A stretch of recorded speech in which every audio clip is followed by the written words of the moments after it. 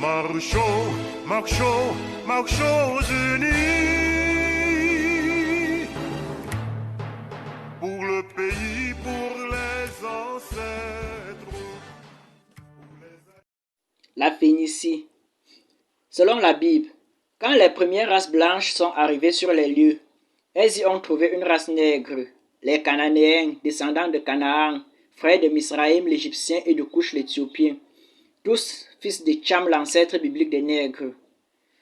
Après de multiples péripéties, les Cananéens et les tribus de race blanche symbolisées par Abraham et sa descendance, la lignée d'Isaac, fusionnèrent pour devenir avec le temps le peuple juif d'aujourd'hui. Voilà ce que dit la Bible. Nous citons la Bible. Et mort donc Ézichem son fils vinrent à la porte de leur ville et parlèrent aux gens de leur ville. Et leur dirent, ces gens-ci sont fort paisibles, ils sont avec nous, qu'ils habitent au pays et qu'ils y trafiquent. Et voici, le pays est d'une assez grande étendue pour eux. Nous prendrons pour nos femmes leurs filles et nous leur donnerons les nôtres. Voilà ce que dit la Genèse. C'est à cette manière que l'on doit expliquer l'alliance éternelle des Égyptiens et des Phéniciens. Même aux périodes les plus troublées, aux époques de grande infortune, l'Égypte pouvait compter sur la Phénicie comme on peut en quelque sorte compter sur son frère.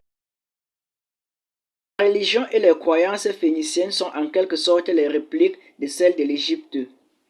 La cosmogonie phénicienne est révélée par les fragments de synchronisation.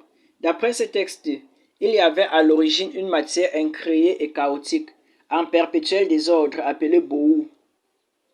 Le souffle, appelé roi, planait au-dessus du chaos. L'union de ces deux principes fut appelée Shephet, le désir ardent qui est à l'origine de la création. Selon la cosmogonie égyptienne, il y avait également à l'origine une matière chaotique incréée, le Noum primitif. Cette matière primitive contenait sous forme de principe tous les êtres possibles.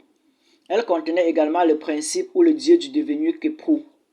Par générations successives dans la cosmogonie phénicienne, on arrivera à l'ancêtre des Égyptiens Misor, qui engendra Taout, inventeur des lettres et des sciences, qui n'est autre chose que le Thoth des Égyptiens. Dans la même cosmogonie, on arrive à Osiris et Canaan, l'ancêtre des Phéniciens. Marchons unis pour le pays, pour les ancêtres. Marchons, marchons, marchons unis pour le pays, pour les ancêtres. La Phénicie commence à civiliser la Grèce. Vers la moitié du second millénaire, sous la poussée croissante des tribus de race blanche qui ont refoulé les Phéniciens vers la côte en occupant l'arrière-pays, les Sidoniens fondèrent les premières colonies phéniciennes de Béotie pour y installer le trop-plein de la population. C'est ainsi que fut créée Thèbes, en souvenir de la ville sacrée de la Haute-Égypte, d'où les Phéniciens ont amené les femmes noires qui ont fondé les oracles de Dodone en Grèce et d'Amon en Libye. Cadmus le Phénicien personnifie la période sidonienne et l'apport phénicien à la Grèce. Les Grecs disent que c'est Cadmus qui a introduit l'écriture. Les traditions grecques situent à la même époque l'installation de colonies égyptiennes en Grèce. Cécrope se fixe en Attique, Danius, frère d'Égyptos, en Argolide. Il enseigne l'agriculture aux Grecs ainsi que la métallurgie. C'est à cette époque sidonienne que se situe le passage d'éléments de la civilisation égypto-phénicienne à la Grèce. Marchons unis pour le pays, pour les ancêtres. Marchons, marchons, marchons unis pour le pays, pour les ancêtres.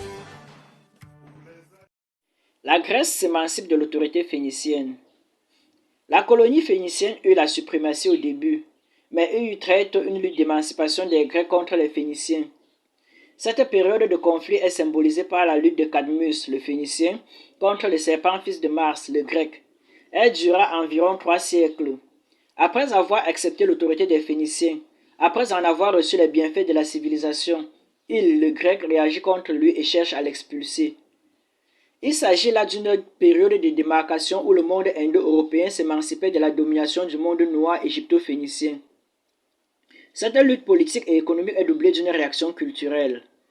Elle marque la rencontre et le conflit de deux conceptions différentes, l'une ayant ses plus profondes racines dans les steppes eurasiatiques et l'autre ayant les siennes au cœur de l'Afrique. C'est aussi la lutte du matriarcat de la civilisation africaine et celle du patriarcat de la civilisation indo-européenne. Marchons unis pour le pays, pour les ancêtres. Marchons, marchons, marchons unis.